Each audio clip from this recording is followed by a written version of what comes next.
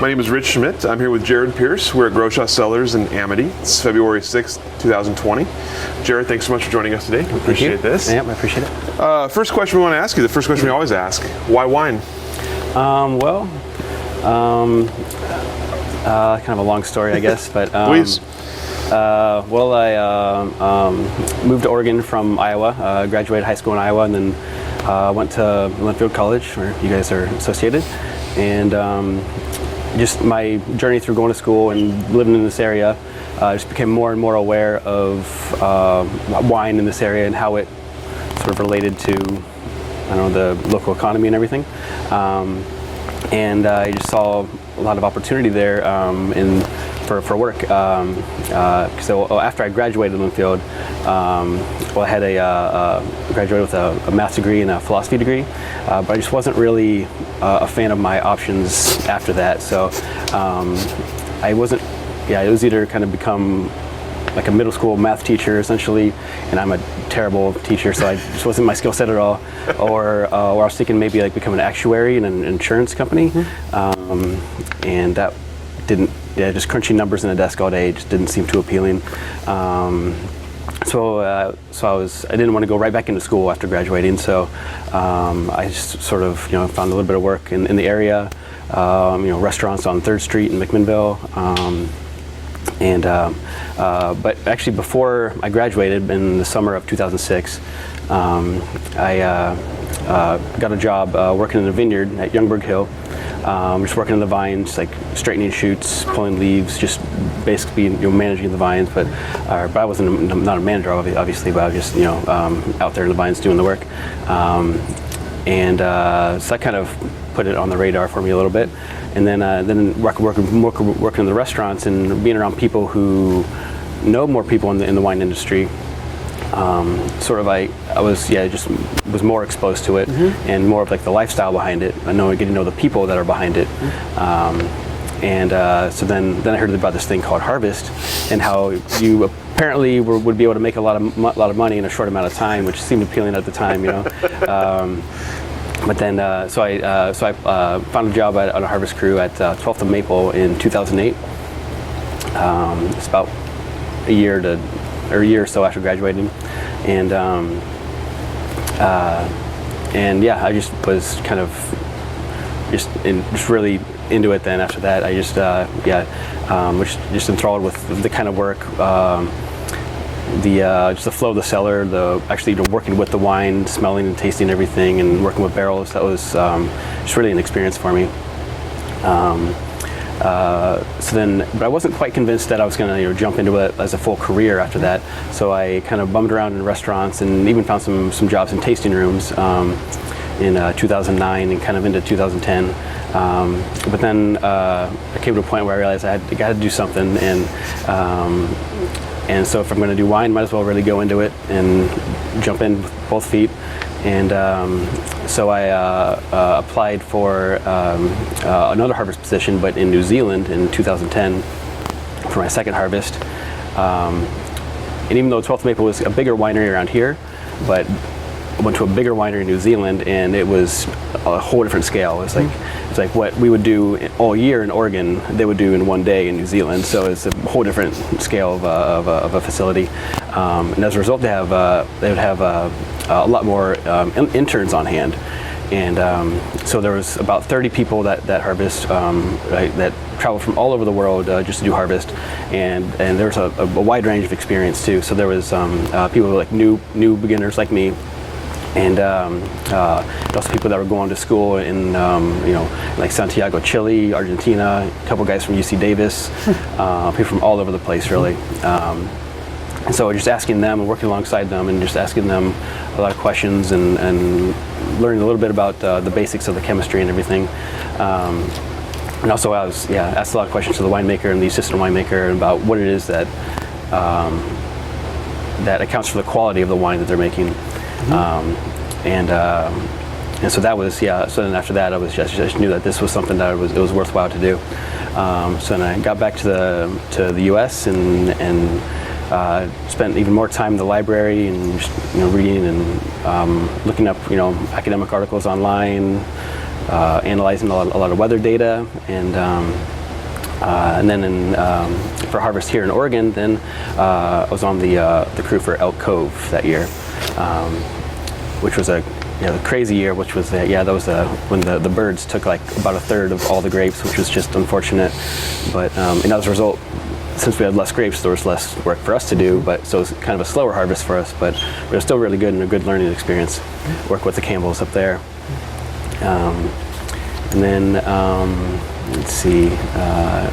But I wasn't able to find a full-time job or anything at this point, so I was still kind of filling my time in between harvests with restaurant work and tasting room gigs, and also for a number of years off and on worked for a temp agency, which was supplying labor to various wineries around the area for like bottling days and stuff like that. So I helped bottle at dozens of different wineries around the area, and as a result got to talk to lots of different winemakers and hear and taste their wines usually, and just learn more about their approach to the winemaking method.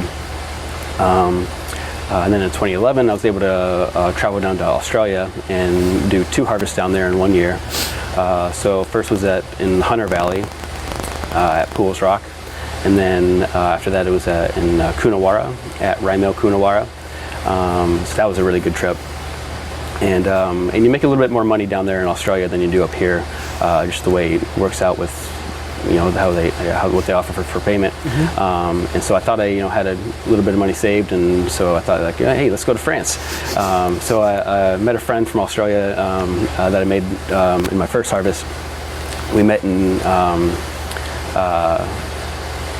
Paris, and we traveled around like southern France, and went to Barcelona, Spain for a little bit, and Amsterdam, and it was mostly southern France though, and just kind of backpacked around, lots of camping, hostels, and had fun hitchhiking, and really traveling on a budget really. So we were able to get up to Burgundy, but wasn't able to really taste a lot of wine because that cost some money, so which we didn't have. But yeah, the whole trip was a blast, and it was a really big learning experience.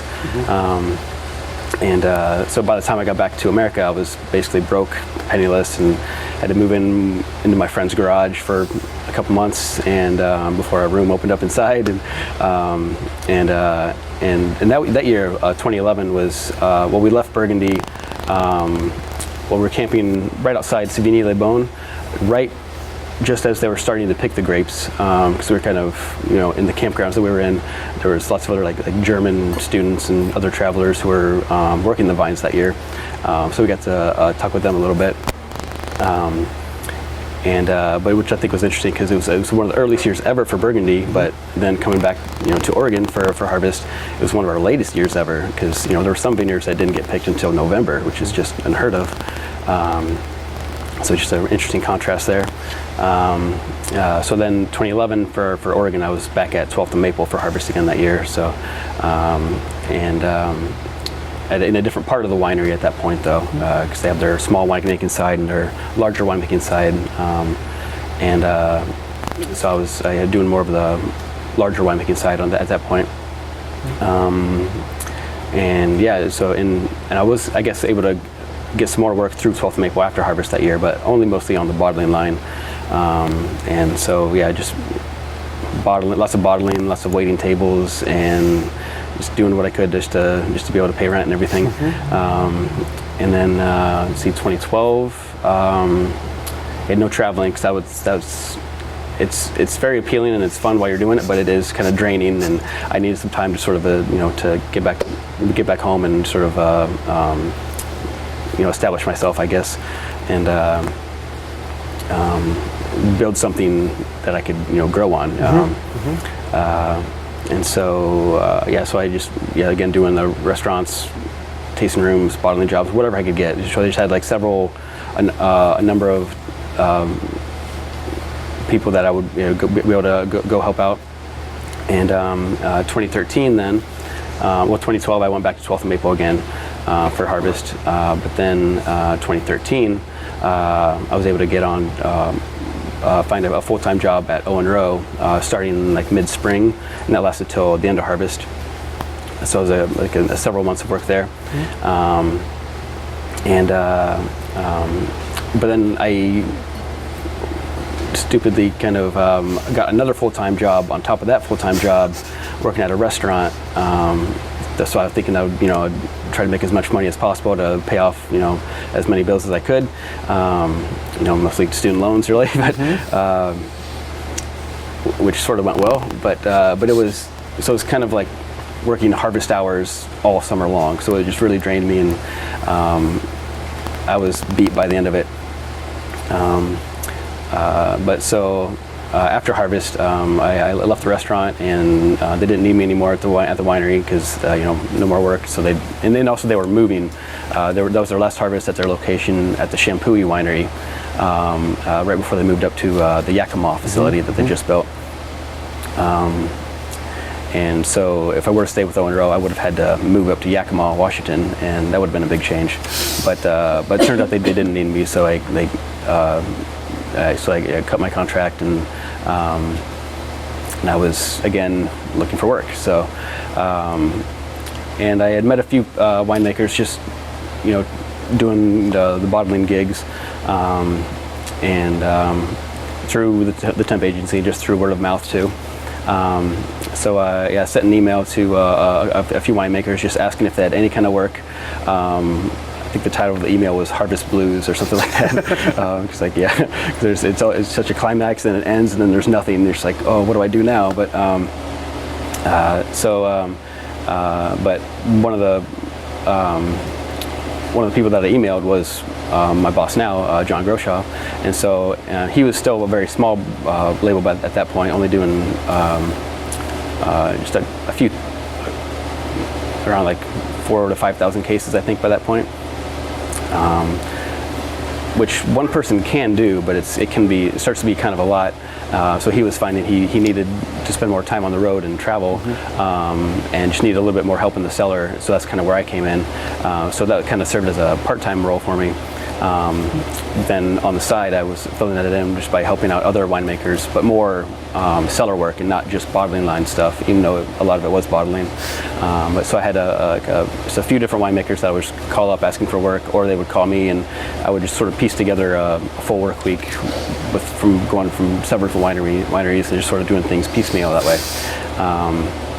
And so that kind of went on for a while, and but John, he was also acting as the winemaker for the Bjornson vineyard before the owners were able to take over the winemaking duties.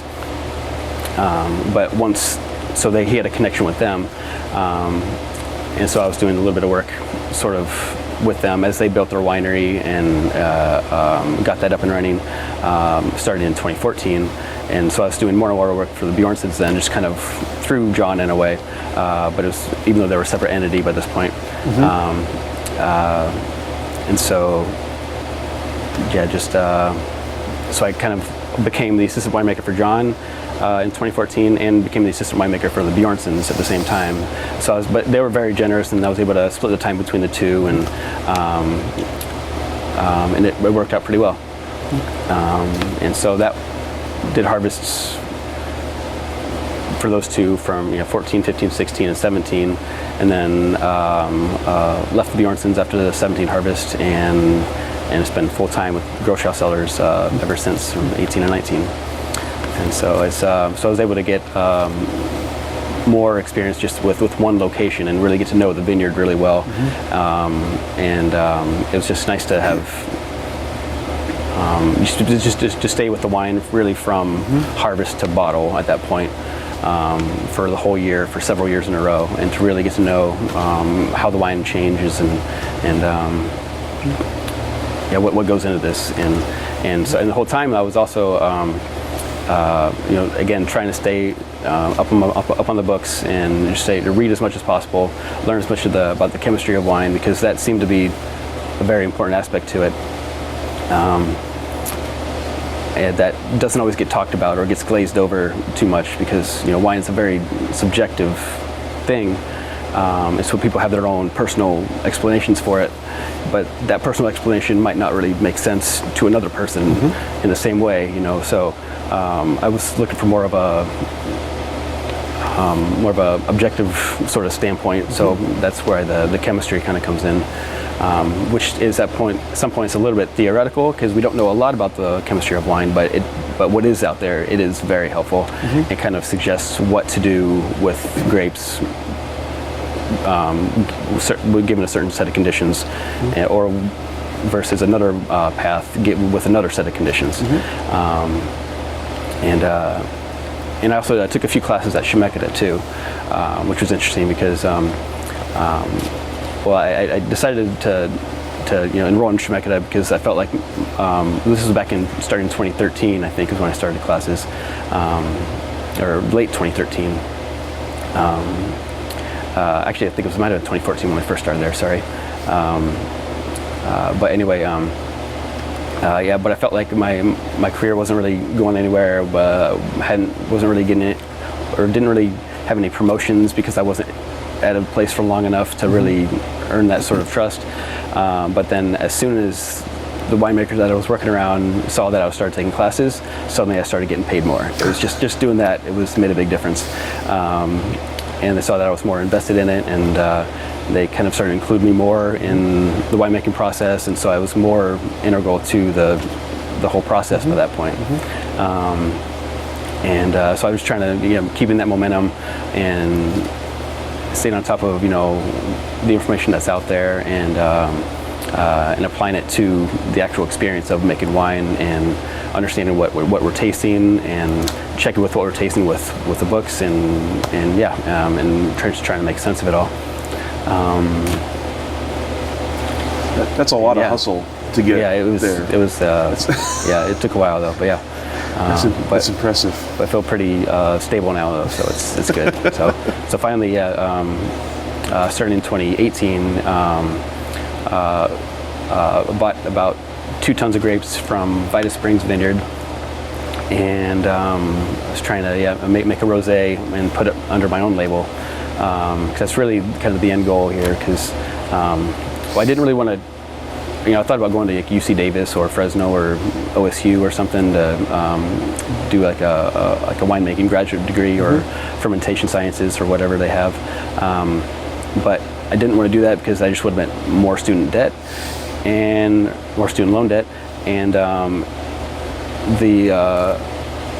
felt like the job opportunities that would have been available after graduating would have just been in a bigger winery where I would have been managing people as opposed to doing the actual winemaking, and that's not really what I was interested in going after as a career. So I just realized I probably should I really just want to work for myself, and do my own thing and with my own label and so try to make it that way. So and if that's the case, then I don't really need a degree, but you still need to know what you're talking about because it is very competitive out there. So I should be focusing on learning the chemistry of wine mostly. And I'm not a chemist, so it takes a while to learn that. And so that was 2018. I made just one wine, rosé from Vita Springs, which is a blend of 60% Pinot Gris and 40% Pinot Noir, and it was it was more like a white winemaking style for rosé, because some rosés are more like red wine style in a way, or bigger and heavier. This was more lighter, very acid driven, had a good acid backbone. That really just comes from how great that site is, because it's such a such good strong acid from that site that really works well for the wine. And luckily that wine's almost all sold out now, and bottling the 2019 rosé at the end of this month.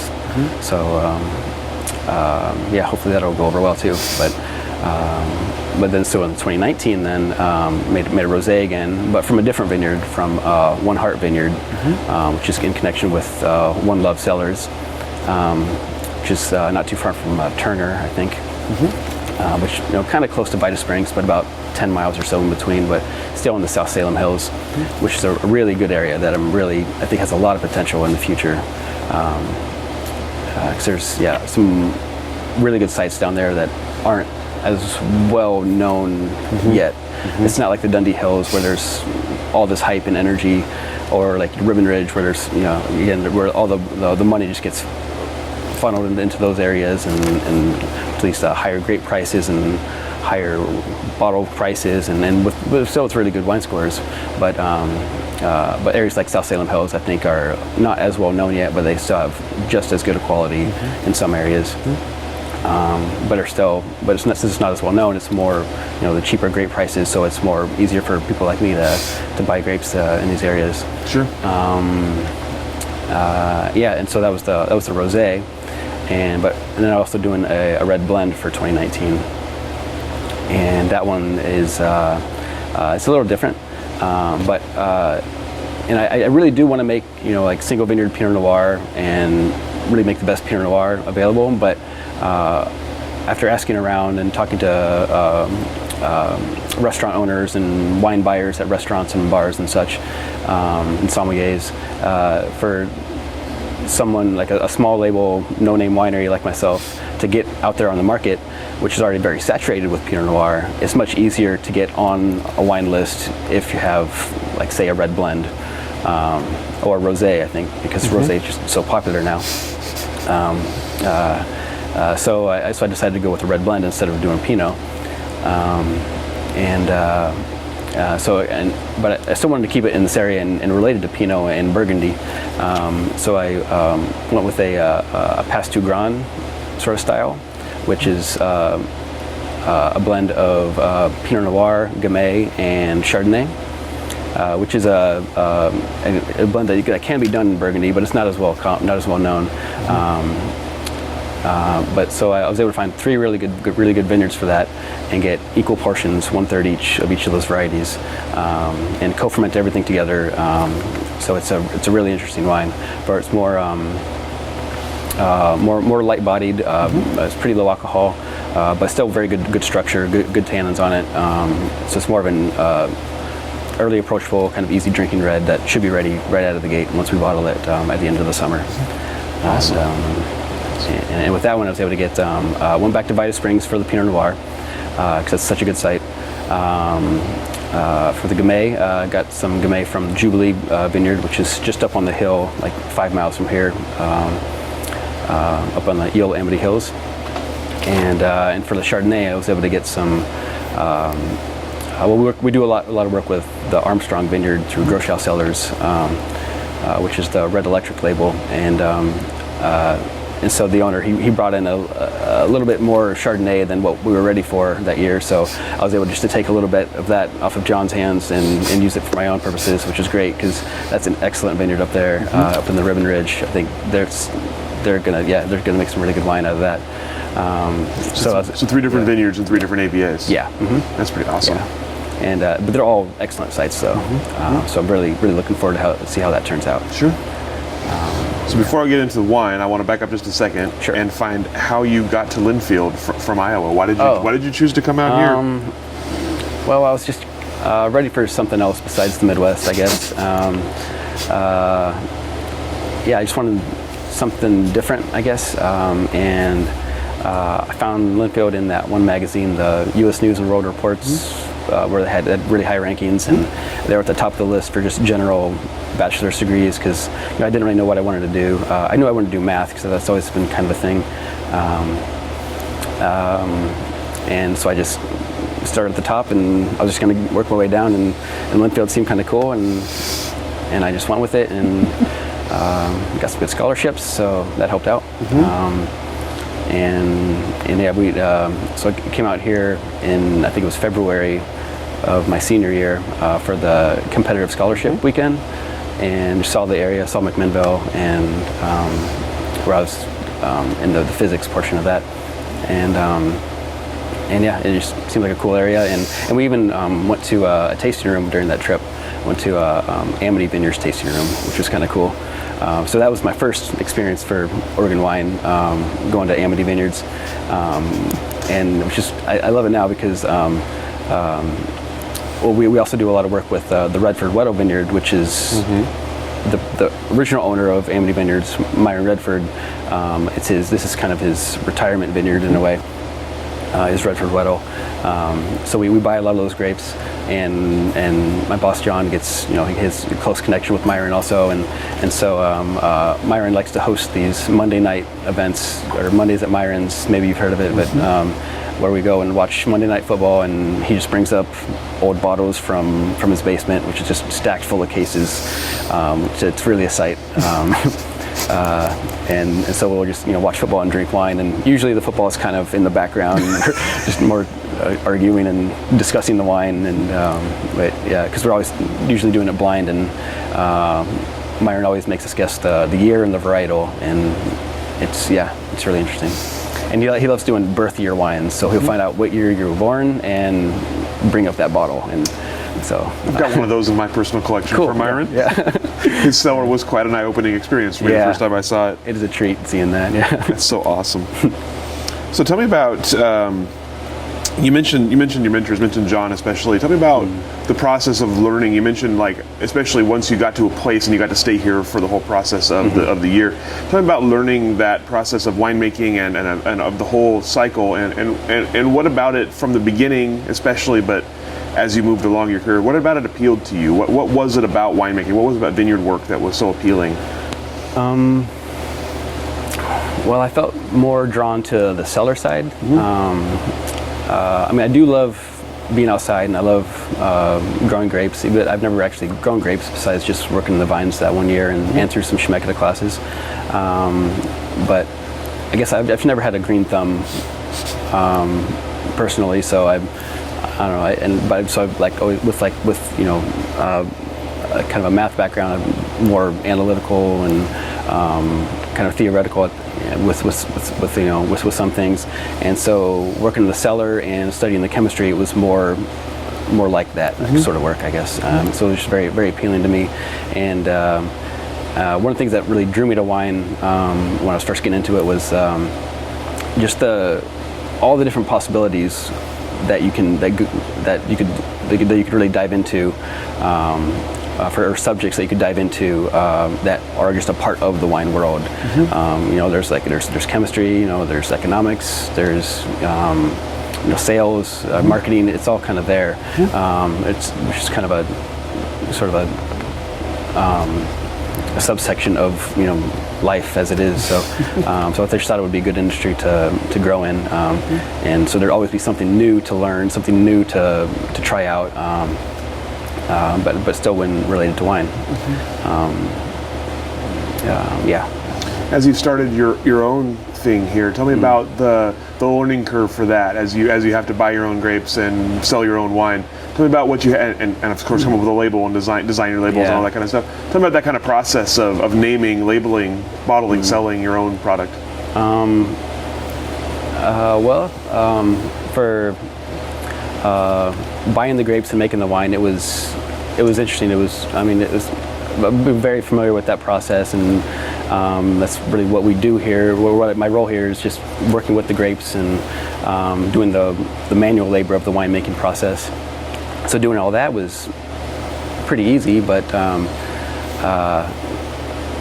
it was different though. Just not having anyone tell me what to do. It was nice just to have the freedom to make decisions, and that's really what I was going for.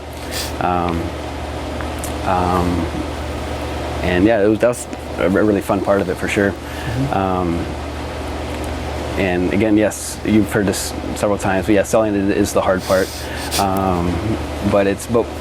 But comparing that to what Oregon was 30, 40 years ago, it's much different now, and the infrastructure that's there within the Oregon wine industry, it's if you know people, if you make connections, it's there for you.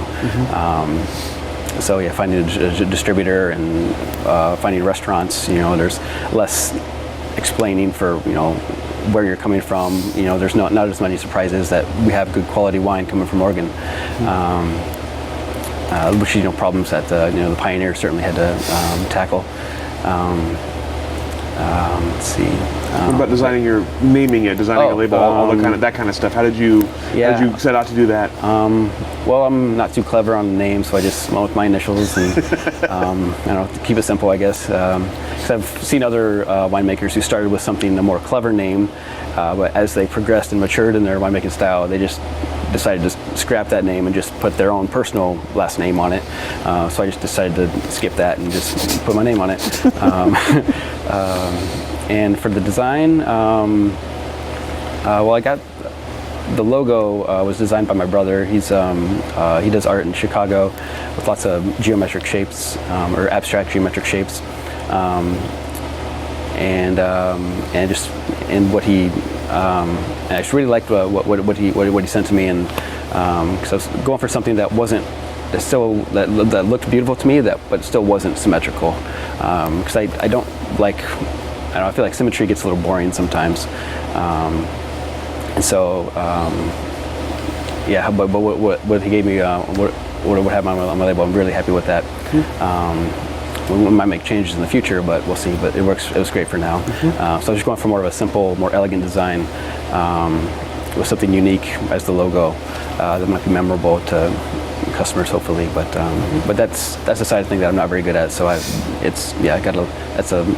at the very beginning of the learning curve for that. Nice to have an artistic brother to help you out there. Yeah. And my sisters are going to be helping out for the red blend. Oh, cool. She's also an artist too, but so they're the artists and I was the math nerd. And so I need help with the marketing side of that for sure, the design. You mentioned earlier, as you were coming up with the red blend, the idea being that it would be an easier way to start a small label than just having another Pinot Noir and having a rosé, like you said, rosé and a red blend. How has that proven to be true? Have you had pretty good success with that without a lot of name recognition? Sort of, yeah.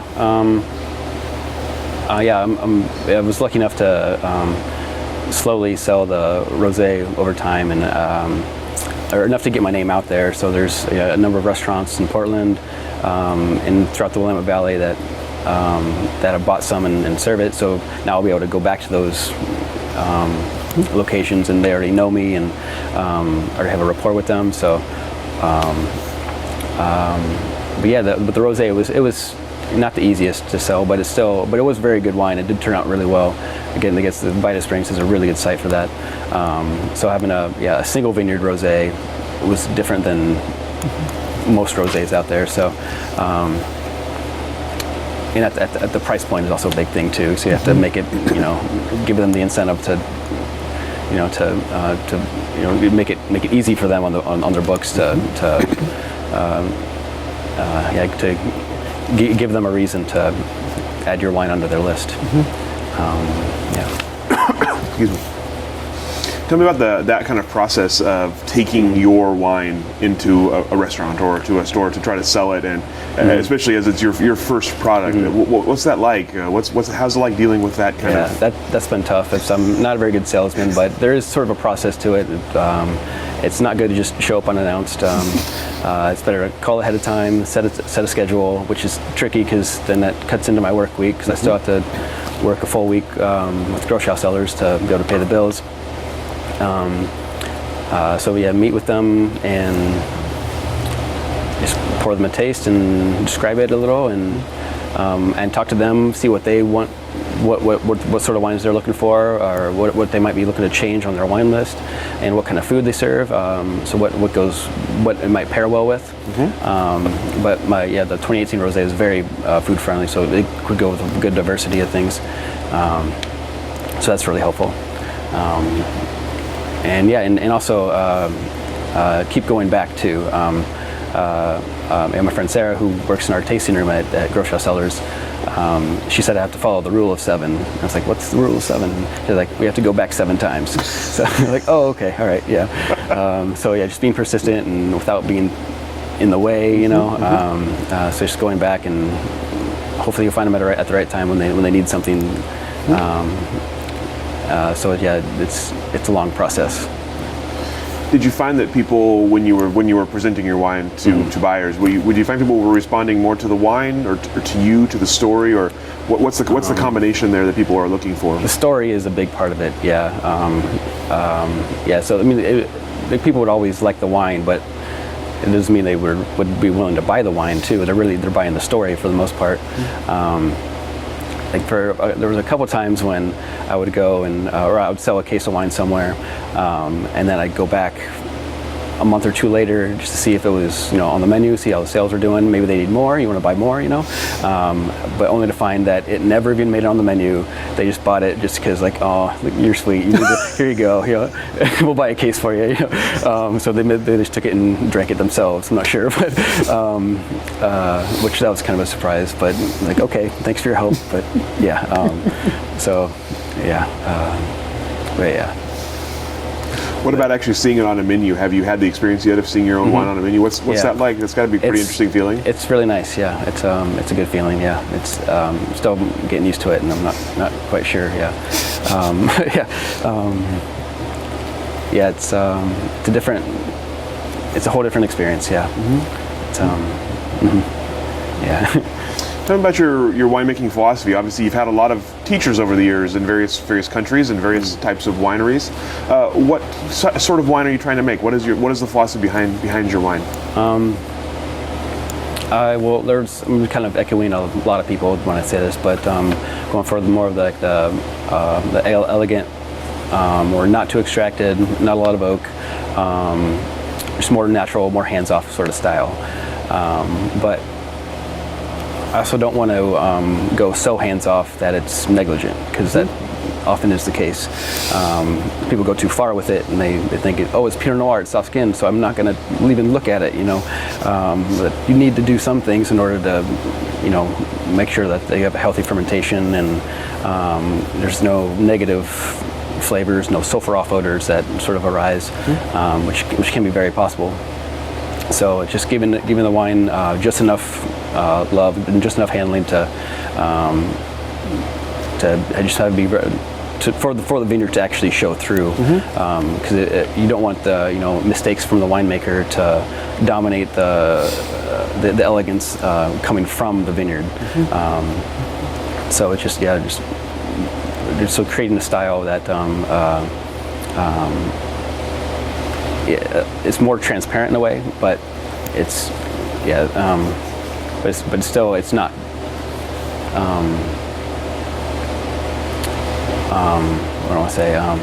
It's not becoming too reductive or too oxidative, but going right down in the middle, giving it enough oxygen. But like there's a group of people that are going for more of a pick early and during the initial stages of the wine's life, during when it's juice and when it's fermenting, and even right after it's become finished wine after pressing, giving it a decent amount of air, not a lot, but enough anyway, which will help make the tannins to become more stable, helps the color become stable, and also makes the flavor and aroma more expressible.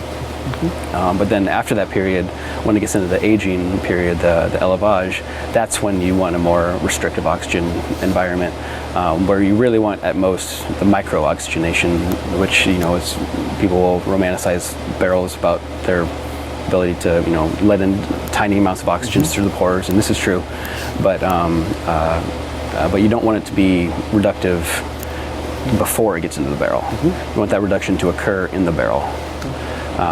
So that's been a big part of what I go for, giving it just enough extraction, being gentle with it.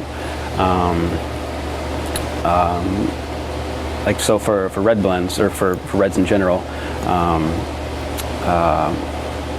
going for more pump overs, but again that depends on what comes from the vineyard, the tannin content. And also the year too. If it's a year or a vineyard that has a high tannin content, you generally want to give it more air, because more tannins it needs more oxygen to lead to those more stable compounds. But if it's a more lighter, delicate vineyard, then less oxygen is needed.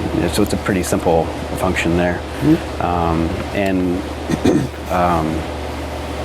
always going by taste and flavor on determining when is enough, because you can tell as soon as the reduction is lifted, the fruit comes back. It's very nice. It just becomes delicate and very expressive, and it smells amazing when you're right in the middle of a ferment. And I think it's fascinating because, like we as humans, like the way we interact with wine, we taste it, we smell it, we feel it with our mouth, texturally, and we see it color-wise, with the 4 of the 5 human senses. But I think it's fascinating because these 4 senses all kind of rely on one group of compounds coming from the grapes, the tannins or the phenolics.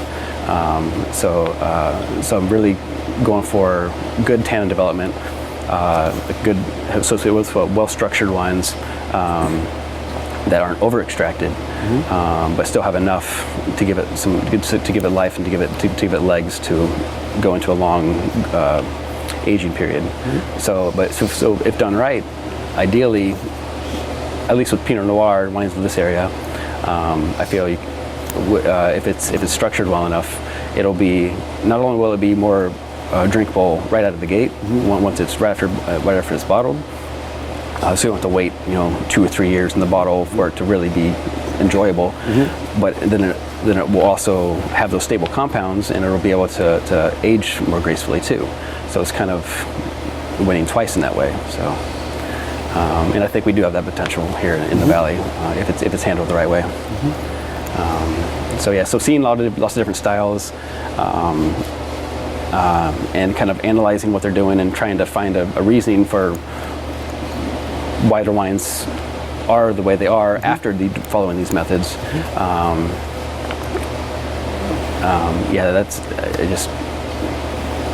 I've just realized that it is important to give the wine some oxygen early on, and then there's a point where oxygen is the enemy, where oxygen helps at the beginning of the part, and then it's less helpful later on. It's more destructive later on.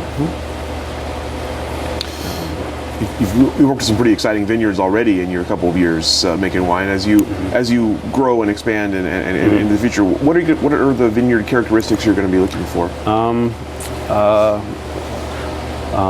Not too high elevation, but not too low. So I like to be between like 500 to 700 feet or so, probably. Just good, well-drained soil, which that could be the Jory, Nikaya, the volcanic basalt series, or like the uplifted marine sediment. Those are, all amazing qualities coming from those. And also sites that are just naturally have more of a cooling effect. Like Vita Springs definitely has that. So I really want to maintain relationships with them. And also like a good diversity in the vineyard, and find growers who have sort of the same philosophy as what I feel are my values too. Encouraging more diversity, no harsh herbicides, so definitely going for more, at least sustainable, hopefully more organic or even biodynamic, but basically more organic farming approaches is what I would favor. Making sure that, and staying in touch with the vineyard owners and learning more about what they're doing in the vineyard and how they're handling problems, if there are any problems. Because I can't be out in the vines every day because I got to do Groachau Cellars work and sell my wine now, so it's hard to do it all. So the importance of just having a good connection with the vineyard owners and just maintaining that relationship, I guess. So it's finding the right people who are in the grapes too, besides the grape sites themselves. So as you look ahead now, you've got a stability here with your day job, and you've got your own label just getting going. What do you see as you look ahead for yourself 5-10 years in the future? Just build slowly. And it seems, the direct-to-consumer approach, the sales approach, that is probably the most profitable, but that's not quite what I would like to, where I would like to go with it, because with that it's more you have a nice tasting room maybe in your vineyard, and so people come out for events and you're there, you're the star of the party, and that's just kind of not me as a person. I was kind of more, introverted and fly on the wall kind of person. So that kind of scares me a little bit. So I don't want to have to. Just being put in that kind of situation doesn't really appeal to me as much. And also I'd just rather be working with the wines and spending my time doing that. So I think there's a lot of potential with doing the having a more of a bulk winemaking side that funds the higher end side. So having some sort of lower priced wines that are more approachable to a wider audience, that are distributed more expansively, and all that kind of goes into funding the smaller projects, I guess. So so finding which is a way of in order to do that, then you have to look at what is out there on the market, what sort of niches need to be filled, what's hot right now, how could I get something that could make a dent on the market, because there's a lot of stuff out there that has massive marketing programs that I can't even start to compete with, but so we'll see about that. But so with rosé for one, I think that has a lot of potential. I'm not sure. We'll see. There's like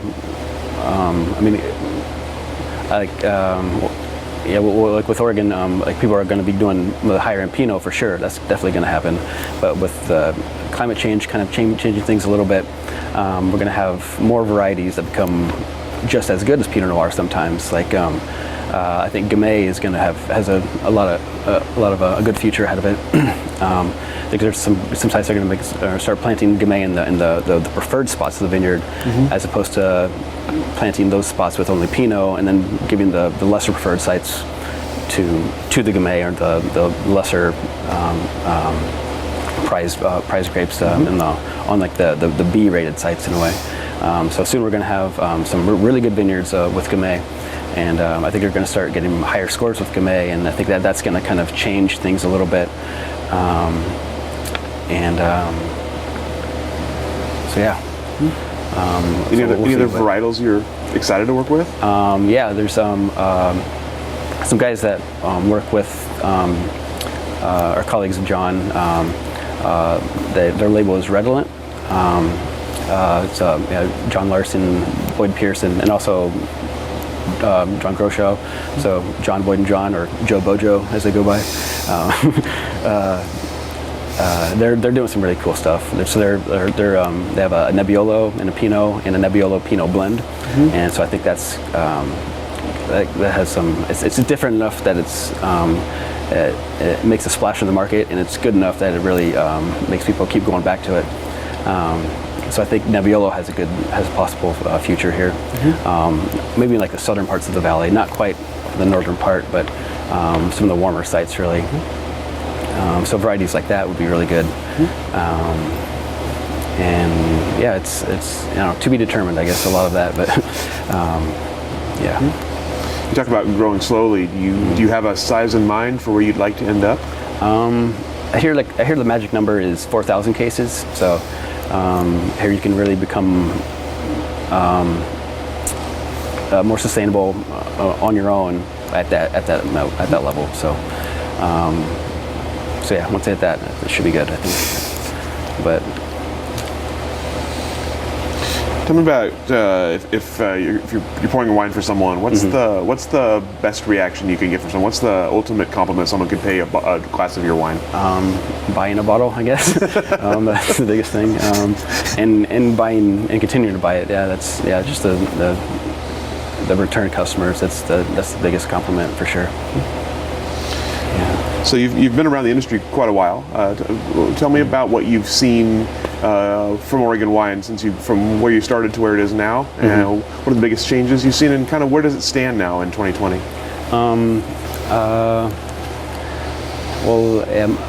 I guess my time, I feel kind of new here, even though I've been here for so long. But yeah, just the outside investment is definitely changing things. The corporate investment. There's a lot of more bigger wineries out there now with just with tank farms outside. That's kind of new, because just looking at like 12th and Maple, when I was there, they were kind of small compared to what they are now. So you drive by and you see these massive tanks outside, and they've really geared their business plan towards the bulk side of their business plan, which is not a bad thing at all. So that's a big part of it. So as a result, then you have these bigger companies with their massive marketing schemes all across the world promoting Oregon wine, and so hopefully that'll create an awareness for what we have here. Assuming that the quality is there, and people are paying attention to it and finding What do you expect as you look ahead for Oregon wine? What is it going to look like, say, 10 years from now? I think it'll be kind of like what I was saying. Like I think it'll expand both on the fine winemaking side and also on the lower tier side, if you will. Still quality, but just more affordable wines. So I think we do have a lot of room for growth there. So I think people will start planting more vineyards in sites that weren't as feasible 10, 15 years ago. But if we do keep having these warmer years, then we will be able to ripen more things. Like I was talking to a wine shop owner, and he was suggesting like Cab Franc in this area might be good. It's like if they can ripen it in Chenin, then why not here? And that variety, I guess, is also a little bit more agreeable to like lower elevation sites. So more there's more opportunity for valley floor vineyards, which Pinot just doesn't work on, but Cab Franc maybe. So that you could farm it a little more affordably and probably have a higher yield as a result, and just have good quality going into like a blend of Oregon red wine, I guess. Whatever you do with that, I'm not sure, but it kind of depends on what the market would be asking for. So I think it'd be increased production on the finer winemaking side, and also the lower tier side too. So I think it will expand in many dimensions. You've seen your alma mater get quite into the wine industry since you've left. Obviously, that's one of the reasons we're here today. Yeah. What do you kind of hope for as you look for like Linfield specifically, or Linfield's connection to the wine industry? One thing that I really appreciate about with Linfield getting into it is just attracting more talent. I guess more. Like more experts coming and giving talks, and which sort of and inviting the community to come see these talks and everything. So that creates more of an awareness, and it's just it's more in the air, and it's more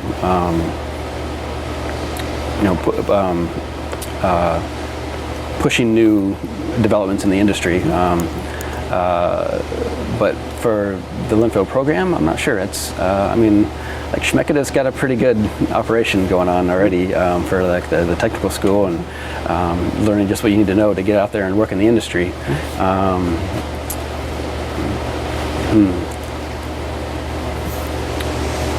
So yeah, I think they could possibly get more into the research side a bit, but that would require a good vineyard, and which I guess you have sort of now with the Evanstad's donation. So pushing more of that. Working our way that way. Yeah, okay. But I mean, you go with the research side, with the viticulture side. Could possibly do some winemaking things. But before then, doing wine business is a big part of it, because that is such a crucial part of the industry. Just having a good marketing program for a winery is so important. And so I think that might give Oregon as an industry more of an edge to be able to get more exposure out there on the market. If it has more people that are skilled with the marketing and business side of things, that can get out there and get our name out there, I guess. If someone were to come to you and ask about joining the Oregon wine industry, what would your words of wisdom to them be?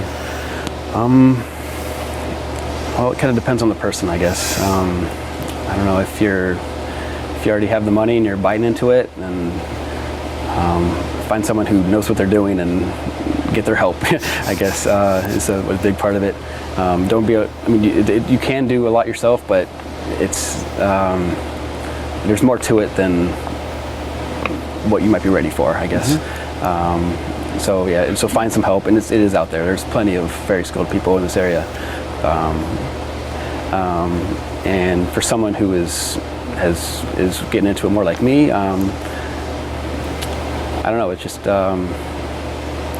it's important to find an employer who is looking out for you in addition to you working for them. Because if you're making their dream come true, then they better at least be able to give you a sustainable life. So that's a big part of it. But yeah, just study as much as possible, taste as much as possible. Just be active as much as you can, and try different new wines and share it with friends, I guess. That's all the questions we have for you today. Is there anything I didn't ask that I should have asked? Anything we didn't cover we should have covered? Nothing comes to mind. No. Okay. Well, thank you so much. We appreciate your time today, your stories, your answers, and we'll go ahead and let you off the hook. Cool. Thank you.